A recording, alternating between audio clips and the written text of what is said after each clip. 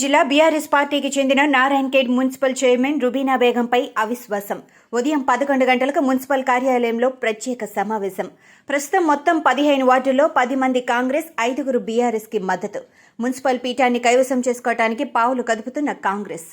X officio సభ్యులైన Narayankhed MLA Sanjeev Reddy, MLC Jeevan రెడ్డిల ఓట్లతో అవిశ్వాసంలో నెగ్గుతామని భావిస్తున్న కాంగ్రెస్.